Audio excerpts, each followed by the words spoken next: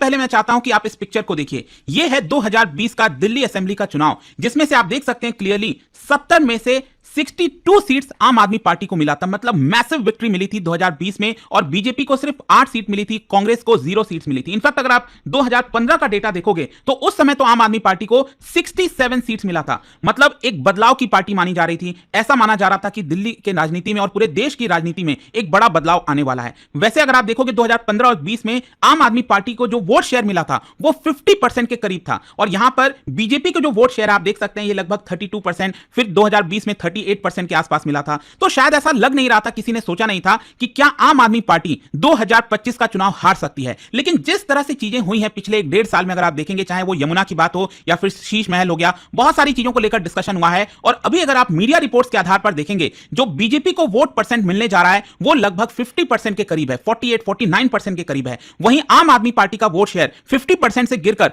42-43% होने जा रहा है, अगर आप मीडिया के हिसाब से देखेंगे इस समय। क्योंकि ध्यान रखिएगा, पूरी तरह से चुनाव का जो रिजल्ट है अभी डिक्लेयर नहीं किया है, लेकिन कहीं ना कहीं आपको दिशा पता चल गई होगी कि दिल्ली के अंदर किसकी सरकार बनने जा रही है। तो इसके हिसाब से अगर आप देखिए तो बीजेपी को जो सीट है टोटल वो आपका 41-42 के आसपास बताया जा रहा है। कई बार ऐसा लग रहा है कि बीजेपी 48 सीट्स जीत जाएगी, 50 सीट्स जीत जाएगी। अब तो क्या है कि शाम तक जब एग्जैक्ट रिजल्ट पता चलेगा तब हम देख सकेंगे। लेकिन आपको पता ही है कि मेजॉरिटी के लिए 35 सीट से ज्यादा चाहिए। मतलब 36 सीट्स अगर आ गई तो यहां पर जिस पार्टी को सीट मिलती है 36, वो चुनाव जीत जाएगा और वो सरकार बनाएगा। इनफैक्ट यहां पर मैं इलेक्शन कमीशन का जो डेटा है जो सबसे पुख्ता माना जाता है, तो अभी तक जो काउंटिंग चल रही है जिसमें आप देख सकते हो 62 के लीड सामने आए हैं, जिसमें से बीजेपी को 39 सीट्स आगे बताया जा रहा है। ये रिजल्ट डिक्लेयर नहीं किए गए, ध्यान रखिएगा, ये लीड है बेसिकली। तो यहां पर ऑब्वियस सी बात है 36 से ज्यादा ही है। मतलब ऐसा लग रहा है कि जो बीजेपी है वो चुनाव जीतने वाली है। वहीं आपको पता होगा कि बहुत सारे सीट्स के ऊपर कांटे की टक्कर है। जैसे कि आप देख सकते हैं नई दिल्ली वाली जो सीट है उसमें अरविंद केजरीवाल और जो बीजेपी के प्रवेश साहिब सिंह हैं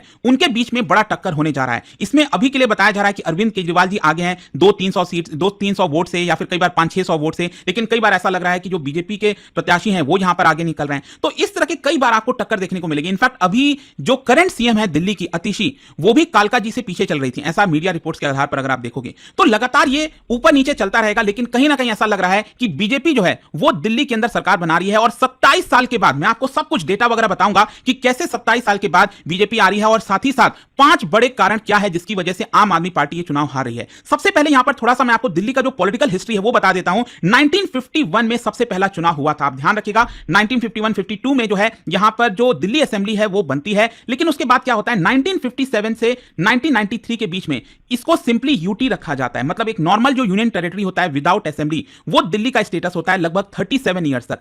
फाइनली क्या होता है कि बहुत सारे जो पॉलिटिकल पार्टीज हैं, नेता हैं, वो बार बार मांग करते हैं कि दिल्ली को फुल स्टेटहुड मिलना चाहिए या फिर एक प्रॉपर लेजिस्लेटिव असेंबली होनी चाहिए। इसको देखते हुए 1991 में जो पीवी नरसिम्हा राव हैं वो इस चीज को मानते हैं, और आप देख सकते हो दिल्ली के अंदर एक असेंबली जो लेजिस्लेटिव असेंबली है वो बनाई जाती है, वो पावर दिया जाता है, और इसके अंदर टोटल 70 सीट्स होते हैं। लेकिन इसमें ध्यान रखिएगा दिल्ली सरकार के पास जो लैंड लॉ और ऑर्डर है वो उसके पास नहीं रहता, वो सेंट्रल गवर्नमेंट के पास ही रहता है, और वही सिस्टम अभी चलता आ रहा है। तो इनफैक्ट अगर आप देखोगे इस चार्ट में आपको सब कुछ समझ में आ जाएगा। 1952 में जो पहला असेंबली बना था उसमें टोटल 48 सीट्स थे, जिसमें INC that is Indian national Congress party को 39 सीट्स, और उस समय ये भारतीय जनसंघ था, उनको 5 सीट मिला था। फाइनली 37 ईयर्स के बाद आप देख सकते हो एक और चुनाव होता है 1993 में, और आप देख पाएंगे इसमें टोटल 70 सीट्स हैं। और उस समय ध्यान रखिएगा बीजेपी को एक बड़ी जीत हासिल हुई थी, और उस समय आप देख सकते हो ये जो बीजेपी की सरकार थी इसमें टोटल बीजेपी के 3 लीडर चीफ मिनिस्टर बने थे। सबसे पहले मदन लाल खुराना, उसके बाद साहिब सिंह वर्मा, और फाइनली सुषमा स्वराज भी दिल्ली की चीफ मिनिस्टर थी, ध्यान रखिएगा। लेकिन क्या होता है कि ये जो जीत थी दिल्ली के अंदर बीजेपी की, ये आखिरी जीत थी।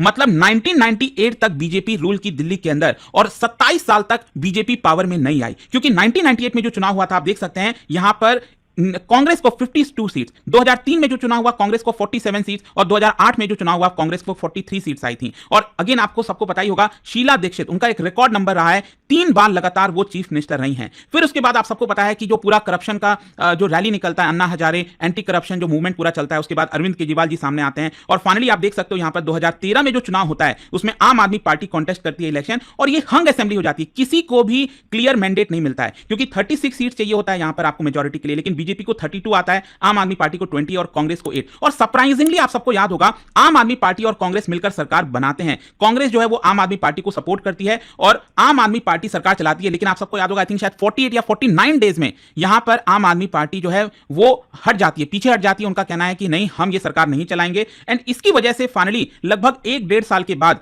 यहां पर 2015 से वापस से चुनाव होता है और इसमें जो जीत मिलती है आम आदमी पार्टी को, मतलब काबिले तारीफ है। आप देख सकते हो 67, कोई इमेजिन भी नहीं कर सकता था कि 70 सीट्स में से 67 सीट्स आम आदमी पार्टी को मिलेगी। फिर उसके बाद 2020 में अगेन चुनाव हुआ, 62 सीट्स आम आदमी पार्टी को मिला और लगातार 2 बार अरविंद केजरीवाल जी चीफ मिनिस्टर रहे। लेकिन जैसा कि मैंने आपको बताया वीडियो में कि यहां पर जिस तरह के हालात इस समय हैं, बीजेपी जो है ये चुनाव जीतने जा रही है। बात यही है कि आखिरकार कितने सीट से जीतेगी, क्या बीजेपी को 50 सीट्स आएंगे या 40 सीट्स आएंगे या फिर 37 सीट्स आएंगे, डिपेंड करता है, क्योंकि थोड़ा बहुत आंकड़ा जो है वो ऊपर नीचे हो रहा है। लेकिन क्वेश्चन यहां पर यह है कि वो 5 बड़े कारण क्या है जिसकी वजह से जो अरविंद केजरीवाल जी हैं वो चुनाव हार रहे हैं, जो आम आदमी पार्टी है वो चुनाव हार रही है। सबसे पहला कारण मैं आपको बताता हूं। देखो क्या होता है ना, कोई भी पार्टी या फिर कोई भी ऑर्गेनाइजेशन या फिर कोई भी इंस्टीट्यूट अगर आप ले लो, अगर उसका ब्रांड एक सिंगल पर्सन है और उस सिंगल पर्सन का ब्रांड को धक्का लगता है तो कहीं ना कहीं पूरा ऑर्गेनाइजेशन, पूरा जो पार्टी है वो हिल जाती है। क्योंकि आपको पता ही होगा कि जब से आम आदमी पार्टी का जन्म हुआ है तब से यहां पर जो अरविंद केजरीवाल जी हैं वो उसके फेस हैं। तो ऑब्वियस सी बात है, जब वो आए थे तो सबको कहीं ना कहीं बड़ा भरोसा हुआ था कि एक इंडियन रेवेन्यू सर्विस IRS जो सर्विस है उससे जॉब छोड़कर वो एक्टिविज्म में आए, करप्शन को हटाने के वादे से पूरे आए। और अगर आप उनका पहनावा देखोगे, हर चीज देखोगे, तो आम आदमी जो है वो उनसे कनेक्ट कर पाता था। मतलब जो शर्ट पहना हुआ, जिस तरह से मफलर लगाना हुआ, पेन लगा होता था शर्ट में, आप सबको पता होगा। तो इस तरह की चीजें लोगों को काफी पसंद आ रही थी और उनका जो इमेज था जो एंटी करप्शन का, उसको एक बहुत बड़ा धक्का लगा धीरे धीरे पिछले 1-1.5-2 साल से। अगर आप देखेंगे, चाहे वो दिल्ली एक्साइज पॉलिसी स्कैम हो गया, जो लिकर स्कैम जिसकी हम बात करते हैं, फिर उसके बाद यहां पर जो चीफ मिनिस्टर का रेसिडेंस है जिसको बीजेपी काफी बढ़ चढ़कर दिखा रही थी, शीश महल बार बार बोल रही थी। क्योंकि आपने देखा होगा यहां पर 2015 के पहले अरविंद केजरीवाल जी का जितने भी बयान थे कि मैं बंगला नहीं लूंगा, गाड़ी नहीं लूंगा, हमारे जितने एमएलएज हैं वो कोई सरकारी बंगले में नहीं जाएंगे, जहां पर वो रह रहे हैं वो पहले से रहेंगे, तो कहीं ना कहीं उसको और अभी जो हो रहा है उसको लेकर बार बार कंपेयर करके चीजें दिखाई जा रही थी। तो बीजेपी ने भी यहां पर स्ट्रैटेजी चली कि कैसे जो अरविंद केजरीवाल जी का जो इमेज है उसको हम लोगों के सामने ला सकते हैं। और वही चीज हुआ कि अरविंद केजरीवाल जी का जो इमेज को धक्का लगा, उसका डायरेक्ट असर ओवरऑल जो पार्टी है आम आदमी पार्टी, उसके ऊपर देखने को मिलेगा। ऑल्दो अरविंद केजरीवाल जी ने यहां पर उसको थोड़ा सा अपने आप को डिस्टेंस करने की भी कोशिश की कि ऐसी कोई बात नहीं है। और इसीलिए आपने देखा होगा जब वो जेल से बाहर आए थे लोकसभा चुनाव के बाद, तो यहां पर सबसे पहले उन्होंने क्या किया, इस्तीफा दे दिया कि मैं चीफ मिनिस्टर नहीं रहूंगा, तब तक आतिशी जी जो है वो चीफ मिनिस्टर के पद पर बनी रहेंगी। लेकिन फिर भी चीजें उतनी वर्कआउट नहीं कर पाती। तो सबसे पहला यह है। फिर दूसरा यहां पर जो मेन कारण बताया जा रहा है, एक तो देखिए क्या होता है ना हमारे देश के अंदर एंटी इनकम्बेंसी, स्पेशली 2 टर्म कोई छोटा मोटा नहीं होता। अगर आप 10 साल तक किसी स्टेट में रूल कर रहे हैं तो बहुत कम ऐसा हुआ है, चाहे थोड़ा बहुत अगर आप सिक्किम की बात कर लें, उड़ीसा की बात कर लें, इनफैक्ट सेंटर में जो है मानना पड़ेगा 2024 में मोदी जी दोबारा चुनकर आते हैं। ऑल्दो ऐसा दिखाया जाता है कि यहां पर फुल मेजॉरिटी नहीं आई है बीजेपी को, लेकिन अगेन आपको समझना होगा भारत जैसे देश में लगातार 2-3 टर्म रूल करना यह आसान बात नहीं होता है। तो अगेन एंटी इनकम्बेंसी आ जाती है, लोगों को थोड़ा सा फ्रेशनेस चाहिए होता है, चीजें चाहिए होती है। तो कहीं ना कहीं बीजेपी ने उसको और ज्यादा तेजी से बढ़ाया और जो पूरा इलेक्शन जगन्नाथ है बीजेपी का, चाहे वो पीएम मोदी हो, अमित शाह हो, योगी आदित्यनाथ, हिमंत बिस्वा शर्मा, सबको इलेक्शन के अंदर झोंक दिया। और इसी की वजह से आप कह सकते हैं कहीं ना कहीं जो आम आदमी पार्टी है वो शायद पिछले 10 साल से जो रूल कर रही थी, कोई फ्रेशनेस नहीं ला पा रही थी दिल्ली के अंदर। लोगों को भी ऐसा लग रहा था कि एक बदलाव की जरूरत है, कहीं ना कहीं ये एक बड़ा कारण है।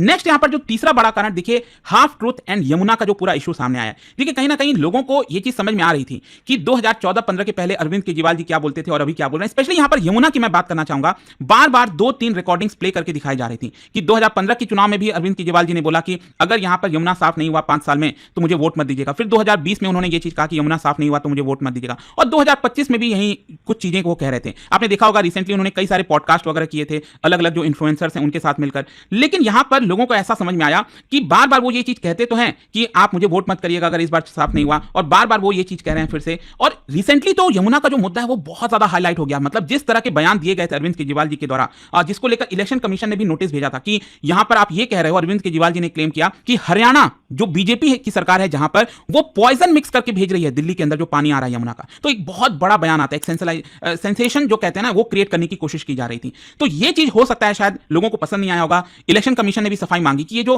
पॉइजन की आप बात कर रहे हो वो पॉइजन किसने मिलाया, क्या है, आप प्रूफ तो दो, बस आप इस तरह से चीजें कह रहे हैं। तो ये चीज शायद लोगों को पसंद नहीं आ रहा होगा। नेक्स्ट जो चौथा एक बड़ा कारण, लेट मी टेल यू, क्या है ना कि वैसे तो हमारे देश में मिडिल क्लास की संख्या बहुत बड़ी है, लेकिन स्पेशली दिल्ली के अंदर अगर आप देखोगे ना तो मिडिल क्लास बहुत ज्यादा मैसिव है, काफी ज्यादा बड़ा है। 2/3 से ज्यादा जो पॉपुलेशन है दिल्ली के अंदर वो आप कह सकते हैं कि वो मिडिल क्लास की है। 67% हाउस सोल्स मिडिल क्लास से बिलोंग करता है। तो यहां पर आम आदमी पार्टी का अगर ज्यादातर चीजें अगर आप देखोगे जो फ्रीबीज वो देते हैं या फिर जो सब्सिडीज वो प्रोवाइड करते हैं, तो ज्यादातर स्लम एरियाज के लिए, जो झुग्गी झोपड़ी हो गया, तो वहां पर तो हो सकता है कि उनका जो वोट है वो इंटैक्ट होगा। लेकिन मिडिल क्लास इस चीज से परेशान हो रहा था कि हम जो भी टैक्स वगैरह पे करते हैं, जो भी कुछ होता है, वो सारा जो लोअर इनकम क्लास है वो यहां पर पैसे ले जाती है, वो एक प्रकार से उनको फ्रीबीज के तौर पर, सब्सिडीज के तौर पर दिया जाता है। लेकिन हमारे लिए क्या? और यहां पर बीजेपी ने कहीं ना कहीं बाजी मारने की कोशिश की, लेट मी टेल यू। क्योंकि जनवरी के महीने में आप सबको याद होगा मैंने वीडियो भी बनाया था रिगार्डिंग 8th पे कमीशन, जहां पर सेंट्रल गवर्नमेंट एम्प्लॉइज का काफी अच्छा खासा जो सैलरी है वो बढ़ सकता है। फिर इसके अलावा स्पेशली जो बजट में हुआ है, यूनियन बजट जो पेश किया गया, उसके अंदर जो इनकम टैक्स का रिबेट है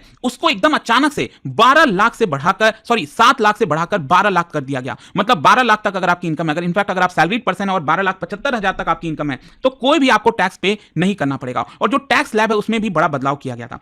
तो इसकी वजह से हो सकता है कि एक मिडिल क्लास काफी इंफ्लुएंस हुआ होगा। और नेक्स्ट जो आखिरी पांचवां कारण है वो है आपका यूनाइटेड ऑपोजिशन नहीं देखने को मिला। लोकसभा में स्पेशली अगर आप देखोगे जो इंडिया ब्लॉक का परफॉर्मेंस था स्टिल मच बेटर था और बीजेपी को पूर्ण बहुमत नहीं मिल पाई। अगेन उसका एक मेन कारण यूनाइटेड ऑपोजिशन। लेकिन दिल्ली के अंदर अगर आप देखोगे स्पेशली क्या हुआ कि कांग्रेस और आम आदमी पार्टी दोनों ने मिलकर लोकसभा का चुनाव लड़े थे दिल्ली के अंदर। ऑल्दो सात में से कोई भी सीट उनको नहीं मिला था, लेकिन स्टिल आप कह सकते हैं कि अगर उसको शायद वो एक साथ आगे ले जाते, हरियाणा के अंदर आगे ले जाते, हरियाणा में ही तुरंत स्प्लिट हो गया। मतलब आप 6 महीने पहले कह रहे हो कि हम साथी हैं, एक दूसरे के साथ हैं, फिर अचानक से सेपरेट हो जाते हैं और एक दूसरे को ब्लेम करने लगते हैं। तो ये चीज लोगों को शायद पसंद नहीं आएगी।